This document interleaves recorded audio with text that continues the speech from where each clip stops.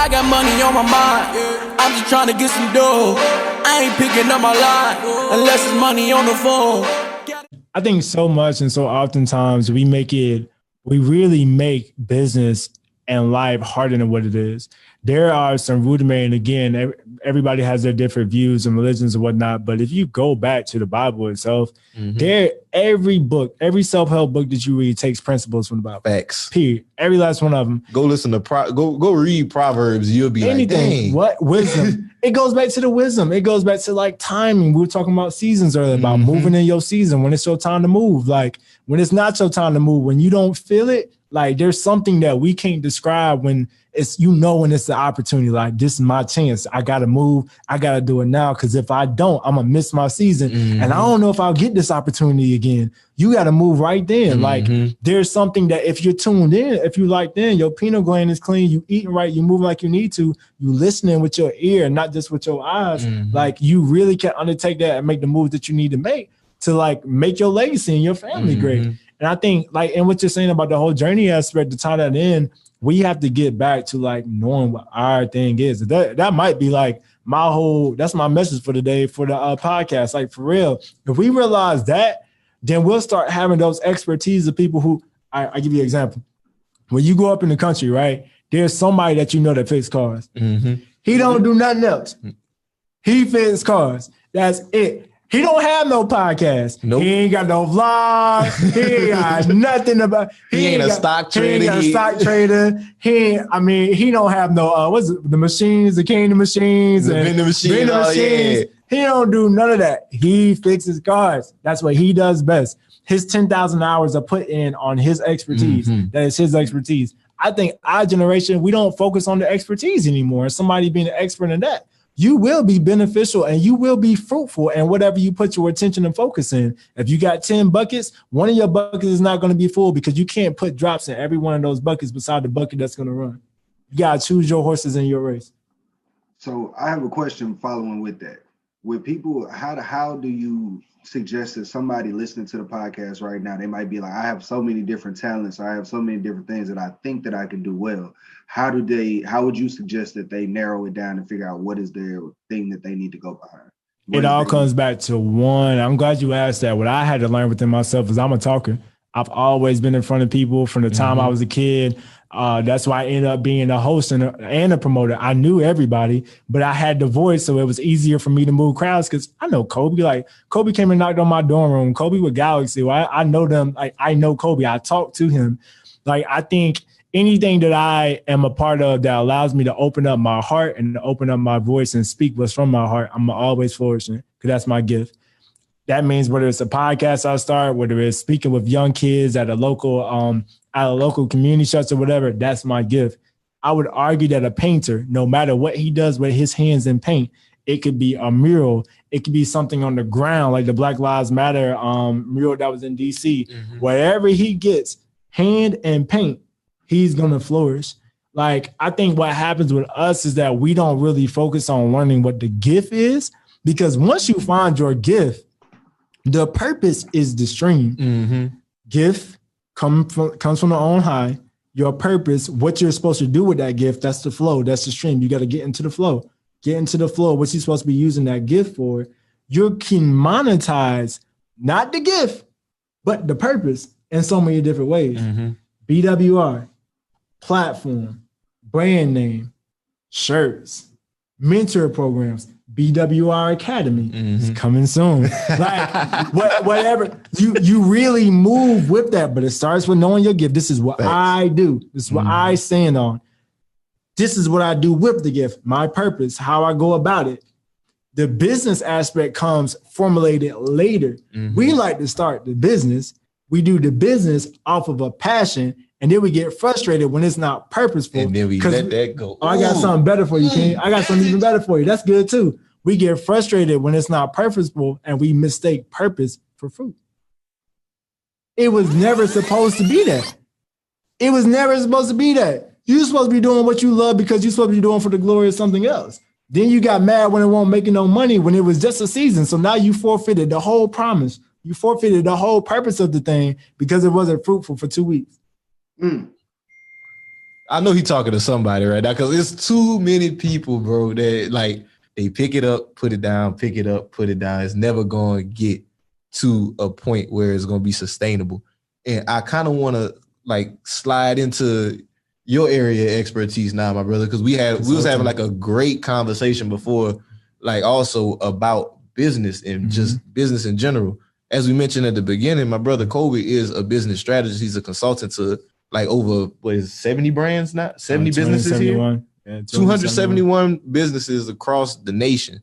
He's a business strategist. He helps people get their stuff together and like as a legitimate business owner. If y'all don't know, we've been talking about this stuff a lot lately. A lot of our people, we think a business is a LLC, and that's not the case. That does not mean you have a business. You have an entity. And I want my brother here to just kind of give out some game on just like, what are some of the things that you see so many of our entrepreneurs do wrong whenever we getting started? Okay. So I'll go through a tweet. I think I tagged y'all on it because I tagged y'all on a lot of stuff. So I'll go through a tweet that I did, and it was how to build a 7-figure business in 7 tweets. First things first, we set up wrong with our entity types. So we think LLC sounds sexy, and we're posting on Facebook, the paperwork or whatever, which is it's not even like the full formation. It's just literally you filed. And for some people, listen, we got to meet people where they are. You got started with something cool, but you really have to look at starting your entity type for your company that you want to do correctly, because there's so many tax incentives for going C Corp or S Corp or any other. I mean, even 501c6 as opposed to just 501c3 like we did. Like there really are different tax benefits. So real quick, what's a 501c6? It's a different form of, so for example, a lot of the organizations that handle like foundations, for example, continuity funds, if you will, things that kind of go, well, continuity funds would be an example. A 501c6 is more like your foundations. Whereas a 501c3 is like another subsidiary or type of like nonprofit, if you will. It's kind of a different structure. You may have a larger board, and the way they go about doing business, for all the people who probably gonna fact check me, really the way they go about doing business is a little different. Just a little bit different. And depending on what your accountant says that you should go about with your nonprofit, he may say 501c3, may say 501c6. Just depending on what your actual just plan depending on is. what are you doing. And for example, you ever seen like the nonprofits that have like basketball, they do basketball with kids and stuff like that? It's like an academy. But you got to pay for that kid to be a part of that academy, right? And you look at like churches, the majority of them are like 501c3s. They have donations, but it's really what funds the church or whatever too. But it's not like a membership as like a basketball nonprofit academy. That gives like an example. There's different forms. Really the way that you go about doing business chooses your entity type. So to give y'all the first block, I would say you have to figure out what business do you do? Are you going to be a digital coach? You should go S Corp. You should go into an entity that is conducive for tax breaks or tax benefits for one individual. You don't have 10 people working for you. You need to go a different route with your entity setup type so you're not getting killed in taxes when money actually starts coming in. And a benefit of S Corp, I'm a huge fan of it, especially in service-based, because you put yourself on payroll, you pay yourself a salary. The IRS says a legitimate salary, a sort of whatever you want to pay yourself. But at the end of the day, that kind of operates as a shelter as well. How? I'll break that down to you. So before we go to the next block, you and I started a business together, right? We started a company together. And in our first year, we said, "Boy, we're gonna go LLC. We're gonna get these trucks on the road." You know, I had to break it down. We're gonna get these trucks on the road, man. We about to do our thing, right? We ain't gonna do no payroll though. We ain't doing no payroll. Only.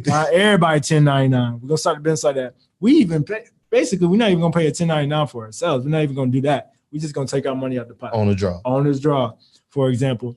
Well, the IRS comes out at the end of the year. Let's say we made $1 million that year. We ain't set up no tax shelters. What are tax shelters, Colby? A simple IRA, a 401k. We didn't put the money anywhere but back into the business. It's free game. They're gonna tax all that. They're gonna tax all that. Instead, what I do with my business owners I met with is I say, hey, we know we're gonna make $1 million this year. So we're gonna put you on $250K salary. I'm gonna go on $250K salary. At the end of the year, instead of the whole loaf of bread being out there, we've already paid our Medicare, Social Security, FIT. We've already paid our taxes on the bit that we brought home. When we got the check, we ripped the check up, put the money back into the business. Put the money back. I'm saying a lot today. Put the money back into the business. We paid ourselves what we needed to satisfy for the actual payroll, but we kept the money and kept it actually in the business itself. We're the owners. Don't you have the bank account? I have the bank account.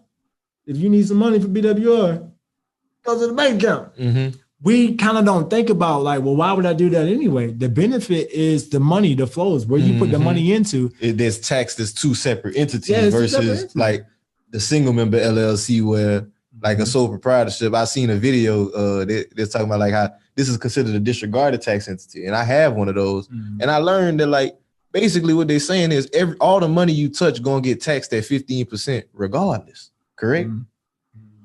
I think one of the benefits that I tell people all the time is like you have your buckets, and I think y'all posted this one time, is like you have your tax now, your tax later, and your tax never buckets. Tax never is like my favorite. That's your IRAs, Roth IRA, that's your life insurance policy or whatever. So I tell a lot of people now, especially in this pandemic, it's like, hey, if you already had a tax never in place and you've been paying on that life insurance policy for a year, go in there and get the money that you need out of your whole policy, and then you can move out of that like you want to, because you can't take it out of your term, because term is like renting almost. But your whole policy, you can go take that money out. Y'all had a guy up here that was talking about that. Yeah, my brother Brandon. Shout out to my brother Brandon. Yeah, I think we just put it on the page. Yeah, like, I mean, that's really the whole aspect of King Derek Grayson, what he talks about with in-home baking, you know, like having these other avenues. So to get it back, because it's all over, like really in the beginning, start with the correct entity type for your business structure.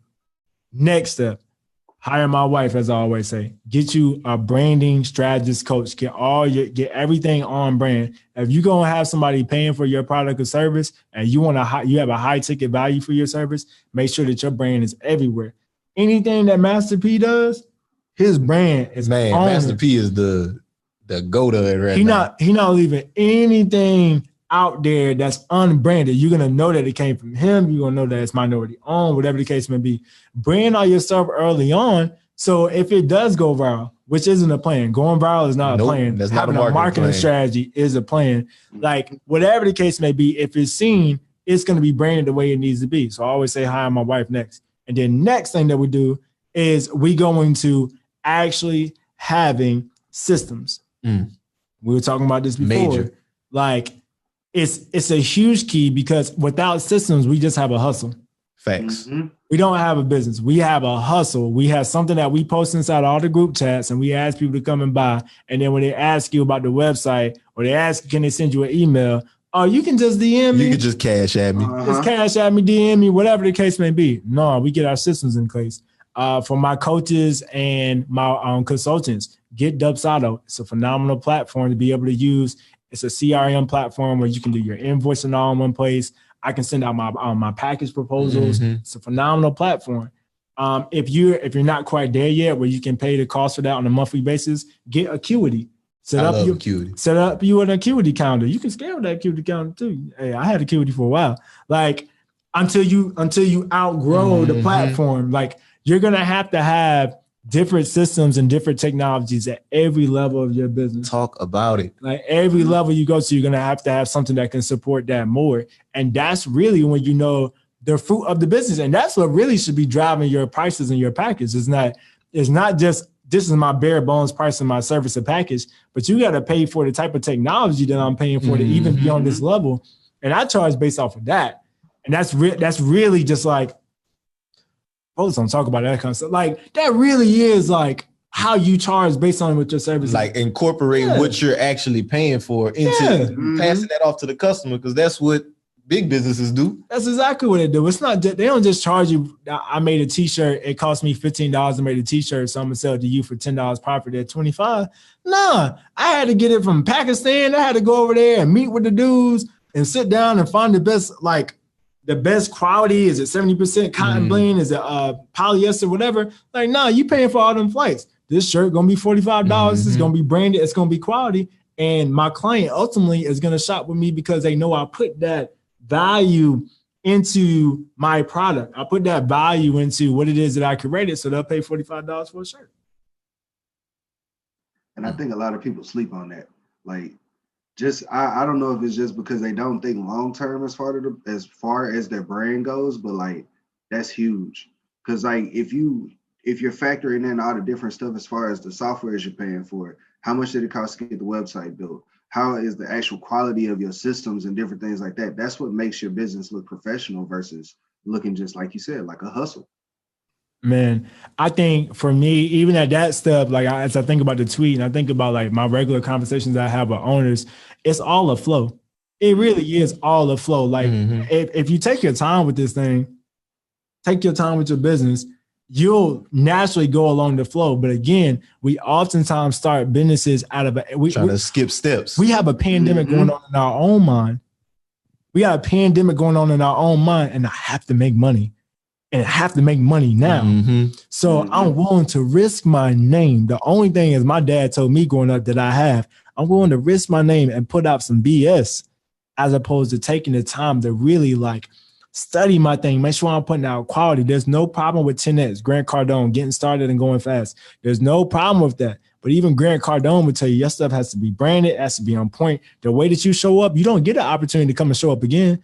Oh, I come into the building, my stuff kind of janky. I'm gonna give you this 100% cotton shirt. It's gonna shrink when you wash it. It's gonna be hard, whatever. I'm only talking about like that, because we all know about t-shirts. Exactly. And stuff. Right. I'm gonna come back next week, but I got a whole new shirt. It's the same price, it's different quality. I spent time on with the Pakistan and got this. I'm thinking about one of my clients that does a lot with Pakistan. Whatever, it's quality. Bro, you just sold me this janky, right? Rank up on me. I don't get a second opportunity to prove my face and my name. Facts. That client is gone. Like that's it. And you better hope now they're not gonna refer to nothing. Oh my God. They're not gonna refer. Like you don't get the social proof of even the work that you did put in because you didn't put the hard work in, obviously. So I mean, I think those are the first aspects of business. That's it. Construction. I deal with a lot of construction clients. I deal with clients from all different industries, like law firms, my real estate agents, whatever. You get that one opportunity to really kind of seal your fate in somebody's mind. And it is your job, duty, and task to make sure that you solidify. When you came stepping, you came all the way. It's better for you to be, and even my barbers, and I love working with them when I can. It's so hard because it's that cash money. Yeah. But like you can be a barber and be a multi-million-dollar barber and not even not even have a celebrity client. Here's how. Your systems, your calendar, your booking, your rates, your array of services that you provide, your lease for your building, your folks who pay you for those spots, and you can literally have a multi-million-dollar barbershop, salon, if you will. And I would argue that you don't even have to show up every day. Is the owner probably not. If you got all these other things set up. And you have your select clients that are coming paying you $100 a pop every time you come in, you do not have to. And I think that's one of the things that we talk about again, like systems. Your systems allow you to make money when you're not there. Your systems allow you to know how much money you're going to make next week. I know how much money I'm going to make when I wake up because I'll look at my calendar. And it's like you said, it's already there. It's a system. I'll look at my invoices. I'll look at the proposals that have already been sent out. I'm able to then scale based on what's already been done. Like it really comes down to a numbers game.